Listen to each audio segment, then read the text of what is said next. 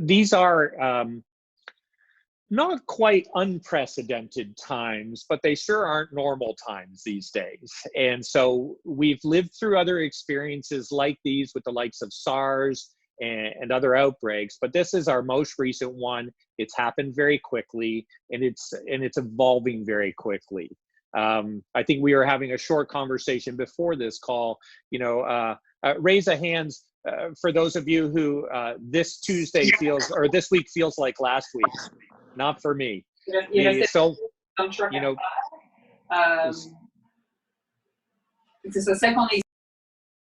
so sorry, just checking that in there. The things are evolving very, very quickly. We're seeing all kinds of responses to that from a public health perspective, from a provincial, state, and federal government perspective, depending where we are, even at an international level as well. Our goal today is not to actually try to assess their perspectives of it, but to focus very much on what we can do, what we are doing, what we're learning, and what we're discovering together as we're working our way through this. And so to share those ideas, those insights, and those messages with one another. I can tell you one thing about the leaders that I've worked with, who I've had deep respect for. Things they don't do. They don't panic. They're able in the most difficult of situations to take reasonable, measured responses to the situations and circumstances that they're facing, regardless of what those might be. And, I've been in enough circumstances to see that can vary a huge amount. And so while it's really easy to get focused and fixated on, here are all these things happening and we don't know what's coming next and all the uncertainty, the role of a leader is very much to identify where can we focus, where do we have control and influence and power to make choices for our organization within our mandate, within our role. And very much we'd like our conversation today to stay focused on that as well. We can all play armchair public health officer and try to identify where things are going. And we'll use a lot of time and accomplish very little. So we want to make sure that we actually really focus our conversation on what we are doing and what we can do. The other thing leaders don't do is fan the flames of fear. This is a time for prudence, for care, for concern for one another, for level measured actions that are in direct proportion to the situation that we're facing as well, and to bring that calmness and that source of stability in a context which is frankly creating a lot of anxiety for people. And so collectively, our goal is to say, how do we continue to take steps that are going to bring as much confidence to a quick changing context where we have more variables than probably we're used to, that's for sure. So over the course of this, let's focus on where do we have real power and influence, and let's focus there, and let's leave those other things off the table. Our goal today is to recognize that when we work together, we're better. And this is true in almost every meaningful circumstance. Is the most powerful, amazing, fantastic things in the world always get accomplished through groups of people coming together, very seldom from a lone individual who can pull that off. Now, that doesn't mean the individual's not important, but it's our collective action that are so absolutely critical. And so what we wanted to do is create a context or a space for us to come together to start to identify what is working, what can we do, what are we discovering, what are the circumstances that you're facing, so that we can share what we're learning, but also potentially offer insights and ideas for one another in real time here as well. Does that make sense to everybody? Maybe a quick nod or a raised hand or a thumb. Okay, good. Thank you very much. So perhaps what we can do, and Lewis, maybe I can ask you to do this, is we're creating actually a series of links and resources that are on our webpage now in almost real time. Some of them are related to public health, some are new programs that are coming out, some are useful pieces to help guide our thinking in terms of the work that's being done in different areas, and some insights that we can share and use. We're going to be continuing to add to that as we go. Thanks, Lewis. I can see that. Or Eric, did you get that? Eric got that. Eric's got the quick trigger finger today. So he shared that link in the chat. we're going to be continuing to update that. And the pieces that are new, we will actually label them as new. So if you've popped in a day ago and you're back again, you'll be able to see what's changed there as well. So we'll continue to share resources that we've identified. Our hope is actually from the conversation today, we'll actually pull together some content as well and post that out very, very shortly with insights and ideas that we're collectively sharing and revealing with each other so that we can help our colleagues and peers who aren't able to join us today, if that's okay with you. What I would like to also recognize is we've got I realize I jumped right in, and so hi, I'm Trevor from Rhapsody. It's one of my great joys to lead Rhapsody along with Eric Deschamps and Rob Dale, who are very tiny squares in my screen right now. We already introduced you actually to Lewis Kavanaugh, who's kind of taking care of the logistics and managing the call for us. Thank you, Lewis, for that. Catherine, I see you here as well. Thank you. We may have one or two others join us from the team as well. We are so here to support you over the course of this. And let me reinforce this if you have not heard this message already. If there's a conversation that you think you benefit of immediately, reach out to any of us right away. We're here for you right now. If you're feeling a little lost, a little alone, not too sure, got some questions, now is the time. We are here. We're part of this community as well. You're part of this community. These are the moments when we do need to come together and support one another. So I'm going to reiterate that at the end of the call as well. But it's also a chance to help one another as we go through this as well. What I thought I could do is perhaps start with just a core question, and maybe what I'll do is I'll encourage you to use the raise hand message or to put it in chat if you need to, if you can't find the raise hand message. But we'd like to get a sense of, from your perspective in your role right now, what are the core leadership challenges that you are facing in this moment? What is come right to the foreground that the business is demanding that you respond to in some way, shape, or form? So maybe I can just, with that, open it up a little bit for your thoughts. The greatest challenge, leadership challenge you're facing in this moment right now. Martin, the level of social distancing.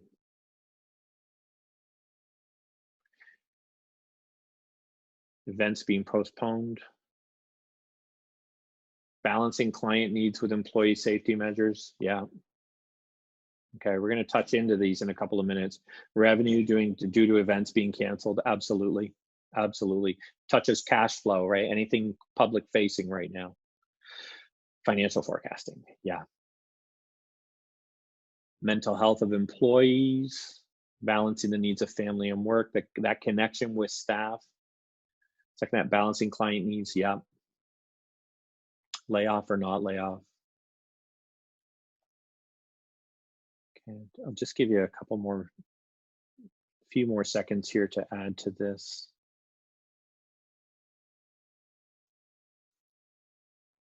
Alone in making a decision of, yeah, closing the museum and canceling our fundraiser. I saw that, Michael.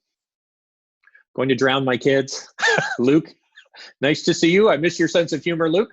Your very dark sense of humor. You're in your element now. At least it was your own kids this time, Luke. That's great.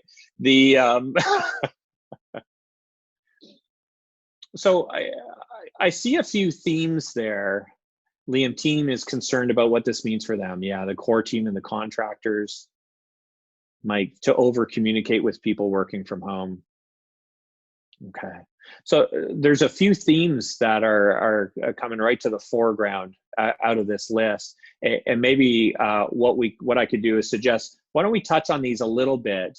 And absolutely, we've got some thoughts on this, and we'll draw from the team here to share their perspectives as we go through this. But also, I may call on you a little bit as well to share some of that and what you're going through, because the details matter in this. Right? In some ways, it's easy to say, oh, we've got staff challenges. That's a really abstract notion. And to get into some of the mechanics of what we are doing, how we are making those decisions, and where we go, I think will be very, very useful. There's a piece here around really your immediate team. There's a piece here around, honestly, cash flow. There's that whole the high anxiety levels, I think, Mike, as you put in there as well, cuts pretty much across the board here. And maybe why don't we start with that one, because it is such a broad one. We're facing conditions that very few people have truly readied themselves to say, yep, we got the plan for when the pandemic comes, no problem, here we go. That sense of these kinds of circumstances raise a different set of questions than we're accustomed to addressing. And so we're being faced with a whole series of brand new questions, and a lot of eyes are turning to us in these moments, to each of us, to say, what do we need to do here? I know we were talking about that level of anxiety before. And so I wonder, Rob, we had a bit of conversation yesterday. We shot a video that we shared out as well, and you were chatting about this.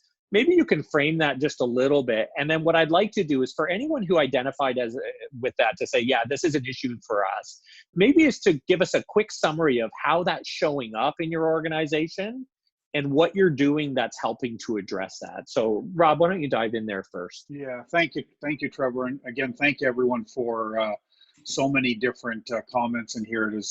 It's great to have such a wide range of business owners and leaders on this call, and I think there's going to be some great insight into this. We did shoot a video yesterday and like I posted earlier today, and hopefully if you haven't had a chance to see it, to take some time to watch it, where we talk about a number of things. And one of them was around focus, and where do we put our focus? Where do we put our energy? I was reminded of this in a call with a client earlier today, of which we talked about, a number of you have probably read Stephen Covey's book, 7 Habits of Highly Effective People. He talks in the book there about the notion of your circle of influence, your circle of concern and your sphere of influence. And this idea that there are, the circle of concern are all of those things that that are outside of our ability to control, our ability to influence, and those are things like, and there's so much uncertainty. There are so many things right now that would fall into the circle of concern. Our job as leaders in our organizations and in our companies is to figure out what is within our influence. What is our sphere of influence? What are those things that we have direct control over, that we can focus in on, put our energy in, take charge of? And by starting there, by putting the energy there, of course, Stephen Covey talks about the notion that the more energy you put into your sphere of influence, the more that grows. And the more it begins to cover more of those areas of influence. And so we could spend a lot of time saying, well, the government could have done this or should have done this or maybe this or that. All of that's outside of our control. And so it's being able to, and so with your employees, what is right now the things that are within our control and our ability to focus in on? In our personal lives, with our families, what are those areas that we know we have control over, and to put the energy and the time and the resources into doing just that, is to put that as being the focus right now, rather than so many of the other things that will cause anxiety. A lot of anxiety comes out of because we are bombarded. I appreciate so much, and I'm like many of you, refreshing my Twitter feed every, way more than I normally do. And every once in a while, I even see in my Twitter feed, somebody has posted this thing that just says, "Hey, if you're seeing this, stop scrolling and breathe." Okay, now you can start scrolling again. And sometimes even just doing a little bit of that is important as well. So that would be my one best practice. What's in your sphere of influence? Put your energy and your focus in on that. Thanks, Rob.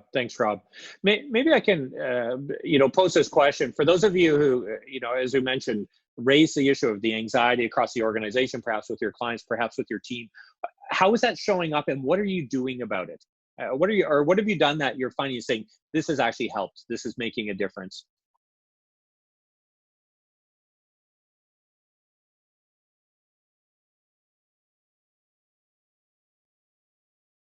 Mike. Yeah.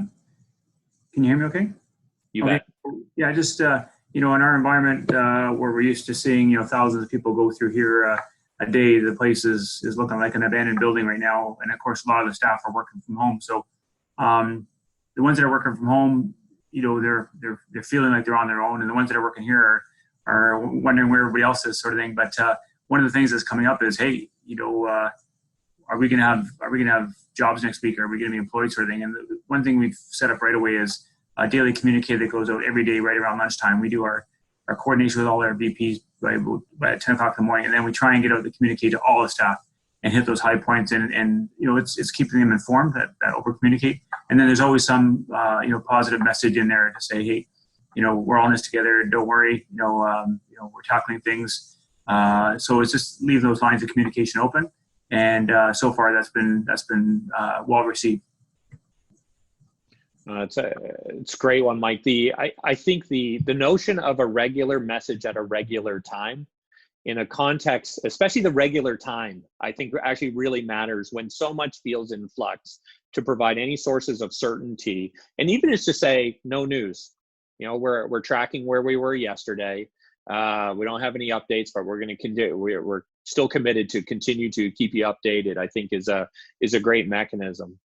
That other issue that you identified, which is suddenly, we know social distancing is a key element to address this context, but how do you stay connected in a context of social distancing?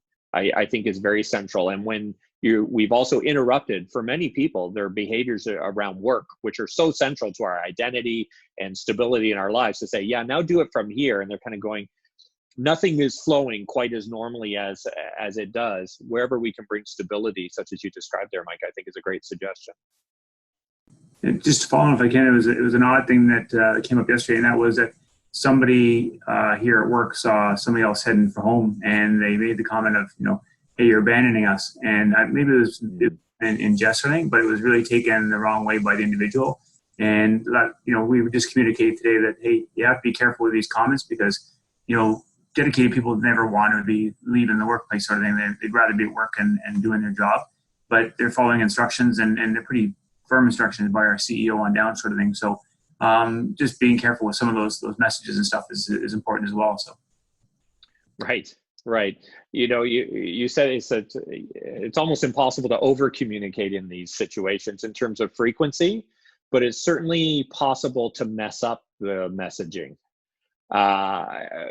Maybe we could ask, and there've been some other great suggestions here in terms of regular call-ins, being very present, regular connection with team. I think it's really echoing what you've suggested there as well, Mike. Robert, a great suggestion around who is the point person. Does everyone know who the point person is in the organization around this, so that there's clarity there? I wonder, when it comes to the messaging, what have you learned so far with your teams that is working well, or what have you learned that hasn't worked all that well? Because this will be I think if we all have this collective role where we need to continue to communicate with our team members, any guidance that you can share, or what you've learned through your context, may be of great value to someone else as well. So what have we learned in terms of what we actually include? Matthew, I see in your comment there around the challenge of the message between workflow for those who have the ability to work remote, and those employees that are on location based or on the site where that remote work is not possible. Absolutely, Martin. The one-on-one care, I think it's very important wherever that's possible these days. I think that one-to-one connection continues to show up. What else? Who's been discovering things about how to communicate best with their team in this, or worse, if you're prepared to be that candid right now, is to say, we tried this, it did not go well. It did not go well.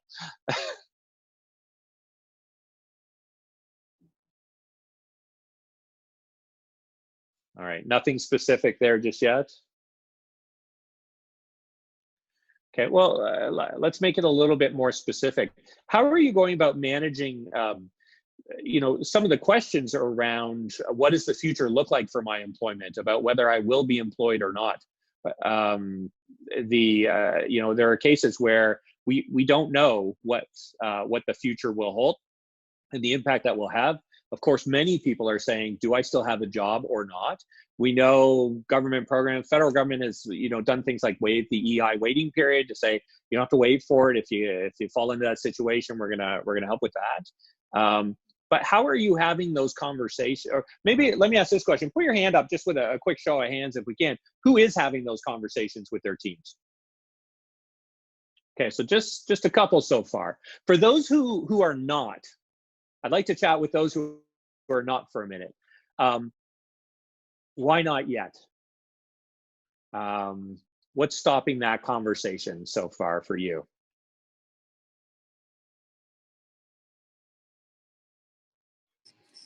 I'll speak to that, Trevor, if I may. Of course, Kathy. I think for me, I'm definitely not communicating anything with my employees on that because I just haven't made those decisions. And the last thing I want to do is, get them concerned over that if it's not going to be the case. Right. I'm kind of playing it by day. Do you think they're having conversations about it without you? Possibly, but I don't think so. Okay. I mean, we never know for sure. Absolutely. Yeah, there is a lack of information. James, I saw that as well there. And I think that builds on Kathy's, which is, I don't know yet. I don't know when, we're in such a context of flux that to be able to anticipate what's coming next is really important. Okay, we know we can go 90 to 120 days without cuts. So when do we let them worry? Yeah, it's. I wonder, Eric, maybe if I can get a couple of thoughts from you around this, because we've had some conversation, and it's. These are one of those courageous moments because there's the social media is full of people worried about their jobs, so it's not like it hasn't occurred to anyone yet. What are you hearing and seeing around having those conversations? Yeah, the best practice that we're seeing followed and encouraged is to start those conversations sooner than later. In most cases, the fear already exists, the anxiety is already present. Employees are aware of that if clients aren't coming in, revenue's not flowing, if work is slowing down substantially. In most cases, most employees will be very aware that their job could be on the line. And so a great best practice that I saw suggested the other day is to start talking openly with your team if there's a concern that at some point you may have to do this, and help walk them through what it might look like. If revenues drop a certain percentage, we might have to go to shorter work weeks. If it drops to this level, we might have to take this measure. If it hits this line, then we're going to have to lay people off temporarily. Usually giving people a path is a lot less anxiety producing than not giving them one. We have often said in communication, when we do not provide the story, others will come up with it on their own. And we want the story to be a story that's factual, that's based not out of hype or fear. I was talking with a business owner just yesterday who is dealing with an employee right now who is so anxious because of this. He described her like she's losing her mind, and this has been someone who's been so faithful and so great all along, and he's dealing with these difficult situations. And part of it is people don't know what's happening. There's so much misinformation out there. And so back to, it's time for leadership. These are conversations, probably the one we want to avoid the most as business leaders. But conversation with two of my clients today, both of whom are in the wellness industry, run healthcare practices, and they've had to shut their doors for the next several weeks due to the health concerns, and had to lay off pretty much all their staff temporarily. Really tough stuff. And yet, for the most part, they said that the response from staff was one of relief. Knowing that at least they're going to be getting something. They know that EI has accelerated or waived or changed the wait time so people can get at those funds quicker. So all that to say that usually the best time to start the conversation, if there is a concern that, if you can operate for 3-4 months and be fine, then you probably don't need to start those conversations now. If you're looking at your cash flow, you're looking at your operation, you're saying, I might be 30 days away or less, you probably should be starting the conversation sooner than later. Thank you, Eric. Thank you. Couple of comments, obviously, I saw we're flowing along with that as well. Robert, yeah, I bet people are concerned about the layoffs, and to say what will they look like and how soon and what would that be. I think, Chris, yeah, there's definitely confusion around it. Now, some people understood EI, and now the rules have all changed. So no one fully understands it. And I think they're trying to make it as clear as they possibly can, but suddenly everything shifted there yet again. And Robert, you've given us a great caution there around, if those conversations are not well handled, then, there could be risks of facing constructive dismissal claims. So there's care in these, right? This is a time where operating with prudence and wisdom and care and, getting the guidance and advice of your trusted advisors, doing this without any advice, I think trying anything brand new without any advice is a difficult exercise. And so, for many of us, this is a brand new situation from a business perspective. And because the conditions are changing quickly and actually what's available is changing quickly, there are no clear set of rules. And so clarity is what so many people are looking for. And I think, keeping your lawyer close by, getting the guidance of your HR team really focused on this. People are concerned and they are worried, right? We're talking about, at the end of the day, when we look at the nature of this situation, of this threat, if we call it that, it is a disease threat, which means it's a human threat. It is, what's happening with us, and people want to make sure that they're well taken care of, that their children and their families are as well, and that creates a lot of anxiety. Now, when you look at people who have, their family is spread away or overseas, or there are all kinds of dynamics that are playing out locally as well, it adds a layer of stress on top of an already complex situation. And probably all of us in some way, shape, or form are already carrying that and looking to say, okay, how do we manage our way through this? And I think continuing to be open about it, but also recognize the mental health implications that go with this, I think are very, very important. We cannot deny those things where people have been fine and no problem for years. This is a moment where it is important to check in and see how your team are doing, what you can do to support them. And even if, ultimately a decision has to get made around the HR complement of your organization, at least it's been done with care and openness and thoughtfulness, which is, I think, what we all want to provide with our teams as well. So I think, a good combination of messages there, that's for sure. I see, thank you, Louis, for sharing the EI and work sharing information that came out from the federal government as well. I think that's quite useful. The other thoughts or questions around how you're working with your team to support them through this? Any other final thoughts before we move on?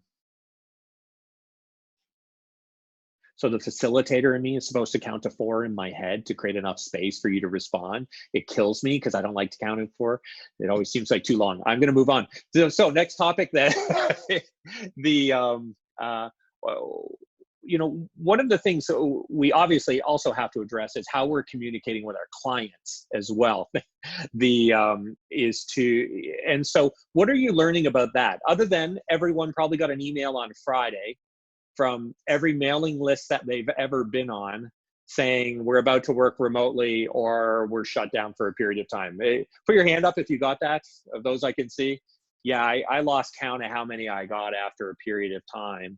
And so there was an element where I was kind of going, okay, enough already.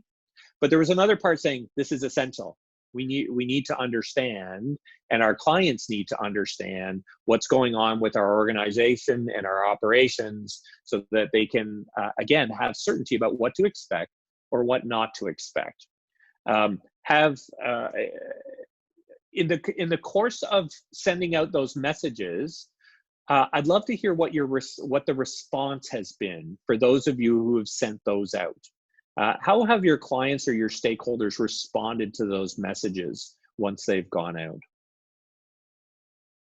And I'm fine. If you want to dive in, activate your mic and share a couple of thoughts, or if you'd like to to put it in chat. Mark D, you put silence, but I think you mean them, not you. Absolutely. Sophie, mass emails posted on our website. Clients have been happy to be informed so they can make adjustments based on their needs. Yeah. Is everyone getting mostly silence back? Is that true? A little bit? Silence or support back? A few more nodding heads. Has anyone received any negative pushback as a result of that? No, none whatsoever. And you know, people are often really great with negative feedback. You know, if they're upset about something, very often they're really willing to share that back out. So Dirk, I see your hand up there. Maybe share a couple of your thoughts there, please. Oh, shit. That was awesome, Dirk. So you are live now. But I think actually maybe that statement sums up the whole experience so far. Yeah, it's been interesting. We had to let our staff go because we were shut down essentially. So it's been, you know, challenging, but, you know, we're actually discovered we can work remotely with naturopathic medicine and nutrition. So there's something good that's going to come out of it. I think more companies will learn to work remotely and through this crisis. Right. So, I mean, what a challenge, Dirk. And you know, when I saw the messaging coming out about that, you know, the implications, you could see it just echo across the community. So, certainly really aware of that for you. And I appreciate you sharing that. That's for sure. I think, you know, what also strikes me about your comment there is you raise the other side of it, which is, and I'm not trying to be too sunshine and rainbows here, but there's an opportunity in this as well around that shift over time, around how we run our businesses and how we organize ourselves. And honestly, the fact that you're identifying that right now already, while you're in the midst of it, honestly, Dirk, I think says great things about you and how you lead. So appreciate that very much. But there is a real openness and willingness from people to move to a more virtual context, and they're realizing a lot of this still works really well. I'm just going to check in on some of the chat messages here as well. Clients case by case. People are open to being served remotely. Yeah, their perspectives have shifted. Catherine, maybe you can speak to that just a little bit for a second around how people's perspectives are shifting around what they're willing to do in order to keep things working, haven't they? Yeah, well, what I'm finding is that, you know, anytime in leadership, we are stuck in our habits, right? And that holds true for our clients as well. And if we, through this, introduce people to new opportunities, new ways of doing things, it might be the first time that they've even considered getting outside of their comfort zone in how they've typically done things. So yes, this could be considered an opportunity in new ways of doing business. Yeah, there's some shifts there for sure. And even in terms of whether it's service to client or how we're delivering internally within our organizations, we've been required to flex. We've been required to do something that maybe we hadn't planned to do. And sometimes that's the nudge that we need in order to try these things out as well. Trevor. Yeah, Rob. If I could jump in as well, when it comes to when we're communicating with our clients, I think it's no different than when we're communicating with our employees. Yes, you can over communicate to clients right now because they are bombarded with messages. So you want to be deliberate and focused on the messages that you are sending to your clients. I know that with a number of the people that I've been working with coaching over the last couple of days, we've had conversations around in what areas can you be an authority for your clients right now. That oftentimes in times of crisis and uncertainty and for some people panic and all of what's going on, as business leaders are the opportunity for us to be able to come in and to be able to bring guidance and direction around specific areas of which we have authority in can be critical. And so to take the messaging that you are delivering to your clients, and don't just have messaging that says, hey, help keep support us, keep, but instead turn that messaging to how you can serve them best. What is the need or the pain point that they are feeling right now that you can speak to specifically, and then be the authority in that. And people are looking for some authority, some people who can come with some clear guidance. I would encourage that as part of that communication strategy. Thanks, Rob. And Eric, I see your hand there. Yeah, I think the key here is to be thinking deeply about I think it's easy to start thinking about what we can't do right now. And obviously that's the first response is what are the limitations that this has placed on my business? And for certain businesses, like Dirk, I feel for you. Talk about an impact directly related to this and so fast that you've had to make that decision to keep the business afloat. Some businesses don't have the same bandwidth because of the nature of the industry that they're in. But already, Dirk, you're thinking about how do I offer dense value to my clients in a different way and stay on their radar, even though if I can't provide this particular service that I have been providing, that they've been coming to me for years, and that currently is on hold, on pause, uncertain about the future, at least for the next little while.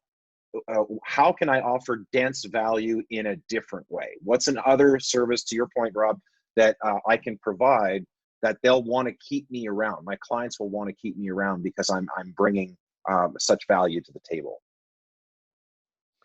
It's great guidance. I mean, these are the moments, when I, if I scale out the concept a little bit metaphorically, there are so many regions where they face regular natural disasters. We got Tornado Alley, we got earthquake zones, we have a hurricane season. Like, these are clues, right, of risks that we face. And those are very predictable ones. What we're facing right now is, for many, less predictable, for sure. The question is how we align ourselves over time to adjust our businesses in the long term, as opposed to simply getting through this and going back to the way we were before. So the rest assured, and this is there's an element here which is about being realistic, that there will be some businesses that won't make it through this. They're on the edge already. They're not doing well, and this will be enough to make that happen. And that could have been precipitated by all kinds of things. But for those that do, right, and Dirk, it was your comments that really brought this home for me.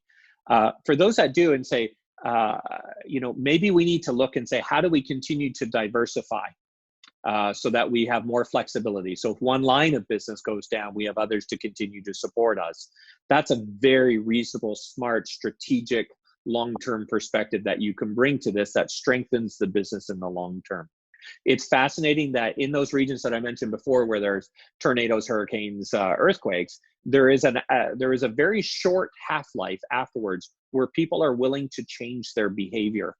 And if in fact they don't make the change in those moments, they don't tend to. So about 6 months goes by and they go, it was a bad one, but we all made it. It's okay. And they go back to the way they were acting before. And so in fact, the big loss of this is for those who make it through this, and I think most will, but those who do, is to not change our behavior as a result. It's to not grow, transform, look to say, how can we continue to take the practices that we're using to adapt to this situation? What else would it ready us for?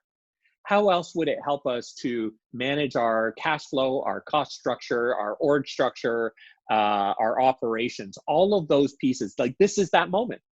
And so, and Dirk, in your situation, I just so feel for you, to recognize, well, the time you would have been putting into that, into operating the business, if that was open and adapting to the circumstances, if all of a sudden that's gone and suddenly some space has opened up in the midst of this, what a great area to work on to say, okay, we're going to make it through this thing. How do I continue to strengthen this organization for the long term?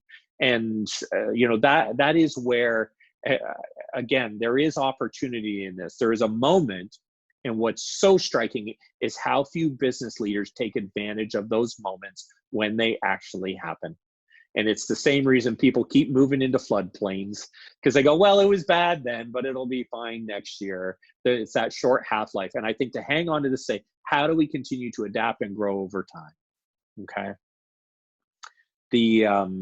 Let me just touch base here on a couple of, okay, no hands are up. All right, just checking that. Stefan, I see in the event industry, absolutely. It's that flexibility to reschedule. So when I see you utter the word, Stefan, the flexibility to reschedule, what I hear is we are prioritizing keeping that relationship, right? We're not saying we're done. We're keeping that relationship. And yes, we're not going to get what we thought we were going to get when we thought we were going to get it, but we're going to stay with them. And I think what a great message to our clients, to everyone, to say, we're going to adjust, we're going to stay with you as you go through this. Looking for options, booking fees with some discounts. And that's really interesting as well. So categorically, for all of you who know us, you'll know Rapti is not a fan of the discount or low prices. Right? Now, don't think of our prices. Think about your business and your prices. We're always advocating you charge the highest amount possible, because most of the business leaders are actually undervaluing the work that they do, and finding every single penny is critical because you're worth it. But there are also moments where it really makes sense. And this might be one of those, is to find ways, and I'll use broader language here because it's not just about cut your prices. Find ways to continue to make it really attractive for your clients, your suppliers, your stakeholders to stay in relationship with you. Because for those of you who have been through conflict in the past and true crisis, you will know there's nothing like the relationships you form in those moments.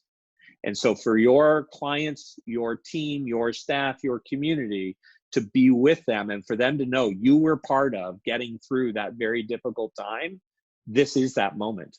So if you're waiting, wondering when is that coming, it's here, it's now. Congratulations. I think this is a great opportunity to be able to do that. We know that as leaders, we're called to support our teams and our clients. Right? That is our role in this, is to continue to create a direction that's going to sustain all of them. Let me ask this question. Who are you drawing on for your support as a leader? What are the resources that you're tapping into right now? So we're thrilled you're here. I guess I have one answer, is here, each other. This is excellent. Who are you turning to in these moments that I saw that to really strengthen you, to support you, to sustain you as you work your way through it? And maybe I can ask this to be, actually, let's use some audio video. Let's share some thoughts, so it's not just my voice through it. Who are you turning to right now? Jump in there.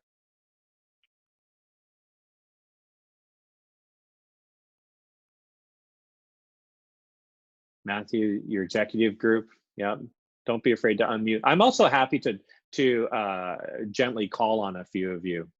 Michael, the Ontario Museum Association. Yeah, that's a great one. Tracy, how about you? Who are you tapping into? See, Tracy, now others know I will use their name and call them too. So thank you for that. Yeah. Just like, well, earlier this week, we were talking to all the other BIAs in Ontario just to tap into what's been going on, what are they doing, what are they seeing, and the conversations that are being had with the ministries. So yeah, relying on my colleagues that way. I guess that's kind of been it at this point right now, other than our local municipality leaders and that kind of thing, and chatting with our councillor and our mayor and that kind of stuff. But I'm sure that will evolve as time goes on. And then, personally, relying on my family a little bit, I guess. Yeah, absolutely. Well, you can add 37 other people to that list now, I would say. I think these are the moments where we don't always have to use existing relationships.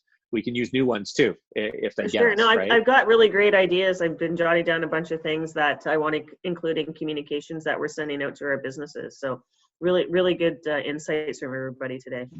That sure is. It sure is. You bet. Mike Cornea, who you tapping into? Who's supporting you guys these days? The work you do is well, first off, fantastic. But who are you drawing on, Mike? I'm going to see if I can get you to unmute there. All right, not yet. I'm waiting for you though, Mike. I'm not giving up on you. James, fellow business owners, yep. I'm thrilled to support you, James. You know that. The kids' Oreos, cookies. If only they knew. If only they knew. Mike, other CIO organizations to compare notes. This is a moment where our peers really matter. It's fascinating. Done a lot of work with the phone companies in the past, and it's amazing how they compete until there's a disaster, and then they fully cooperate, absolutely fully cooperate. And so it's not so simple as, perhaps these are my competitors, I can't work with them. There are people that we can turn to here. That's for sure. All right, who else are you tapping into? Luke, how about you guys? Who are you turning to in the midst of all of this? To be honest, I'm not entirely sure. I mean, obviously, Sarah's sort of the coordinator for a lot of the messaging for the company-wide. All the leaders are having one-on-one conversations. But we're part of a much bigger global organization, so we're tapping into some of that network.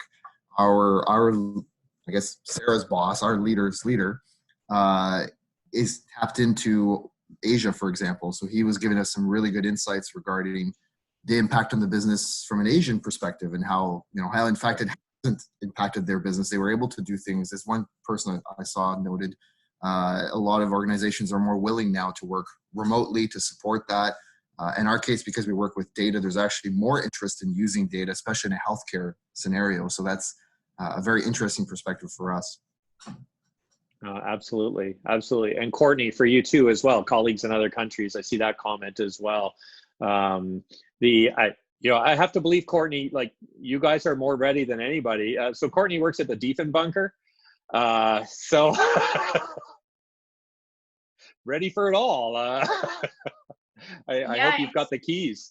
Yes, exactly. It's an interesting time to be going through all of our emergency preparedness materials from 1962 and think about our current situation now. So it's definitely brought up some really illuminating tactics, I guess. But yeah, we're definitely finding, relying on and being in contact with some of our colleagues across the globe, and seeing what that impact looked like in China, and what happened and how they made it through. And now, within our industry, some of those museums are starting to open up again. And so looking at, okay, what was the impact over the last 2 months, and then connecting with, whether they're in Europe or England or wherever.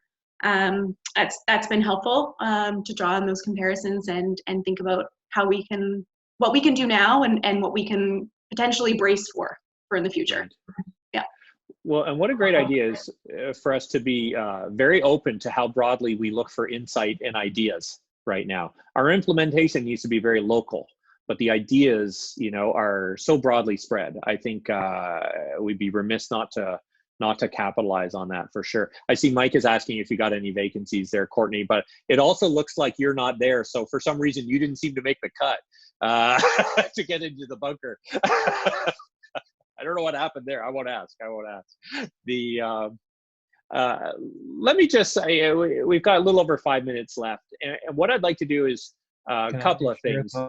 Sorry. Oh, sorry. Who's that? It's Liam. Liam. Yeah. Oh, there you are, Liam. Please.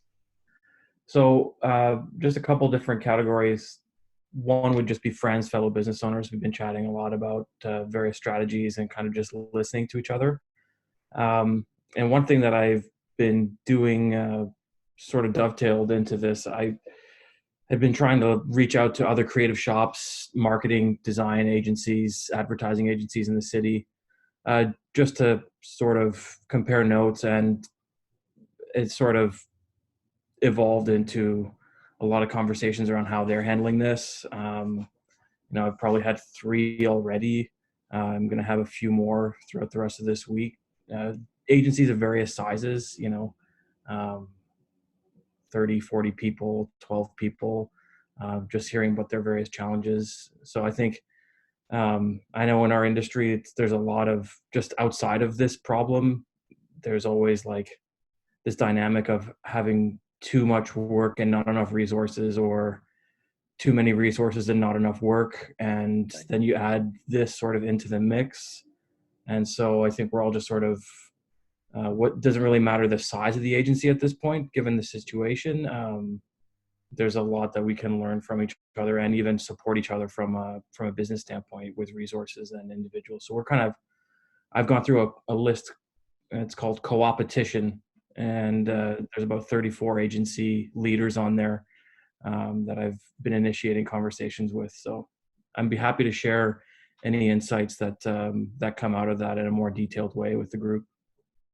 Liam, that would be wonderful. And I wonder if we can stay in touch over the course of that, and just wherever there are resources that are just pragmatic, doable, usable, that leaders can either translate from into their own industry or work with as well, I think would be fantastic. So thank you for that. Thank you for that. Listen, just in the last few minutes, a couple of thoughts. So one, maybe with a quick show of hands or virtual or otherwise, and if we were to do this again next week and continue to dive in deeper, would that be useful? Yes? Yeah? Okay. It looks like we're doing this next week, everybody. We will find a time to arrange that. Any hesitation at all? It's like, yes. Okay, we're onto something here. This is part of our contribution to our community as well. This matters so much to us, and each of you do as well as we work our way through this. Eric, you had your hand up there before, so maybe just pass it over to you here for a minute. Yeah, when we started the dialogue early this week about how we respond as an organization, I mean, I think immediately is bringing the community together is what came to the forefront. And it's so great to see so many great leaders on this call, very capable, intelligent, successful people coming together to really compare notes, support one another, and find the way forward. And I just want to encourage you, in times like these, I mean, thank God we're not living in the day where the leader needed to wear a cape and be a superhero. Those days are behind us for the most part. People expect their leaders to be human. But make sure you've got the right people around you. You that are giving you the right advice that you can turn to. Perhaps even developing relationships, maybe some connections will form out of these calls with other people that you might be able to really draw strength from. This really isn't the time for Lone Ranger heroics. None of us have been this way before, and we're better together. It's that old African proverb, if you want to go fast, go alone. If you want to go far, go together. This is really the time to go together. So thank you on my behalf. Thank you to my clients that joined, other clients that have joined here today. I'm handing it back over to you, Trev, but I just wanted to express my gratitude for your willingness to be here today and to be part of the solution and finding the way forward. So thank you. Absolutely. Let me end a couple of thoughts. So first off, we will distill out of this conversation some of the key points, and we'll put that out on a blog post. There won't be any attribution in it, but the ideas will all be there. So we won't do anything that's going to reveal any single organization. That's just a respectful way for us to proceed. We will absolutely send you an invite for a follow-up next week. My hope is we'll get a little bit more specific. This is happening fast. We've touched some high-level pieces. Let's dive a little bit deeper, I think, for the next one. Maybe finally, what I'd like to suggest are two things. One, keep in touch with one another. We can help each other, and we share this experience, and so that would be a tremendous loss to just go back and be by ourselves and work on things together. Let's use this as the beginning of something. You got some incredible people in front of you right now. It's absolutely outstanding. And finally, maybe just a small note of encouragement. This is the time for courageous leadership. And courage is about choice, right? It's about choosing our way deliberately to say, how are we going to do this? Courage isn't about being risky. It's not about putting it all on the line. Courage is about choosing really deliberately, how am I and how are we going to respond to this situation, to take full control over the resources, choices, and decisions that you have available to yourself and to your team, and to make that happen. And so I encourage each of you to show courage. This is the time to do that. Each of us are here, Catherine, Rob, myself, Eric, Steve as well. Steve's not able to join us right now. we're all here. If there's a moment or a conversation you need to have, just call. Just call. Don't worry about anything else right now. Let's just have that conversation. Let's be there for one another. So with that, let me say thank you. Thank you for each of you. I see a number of you are sending notes of thanks to one another. We're going to continue this. That we've got resources on the website that are available. We'll continue to make those available as well. Thank you so much.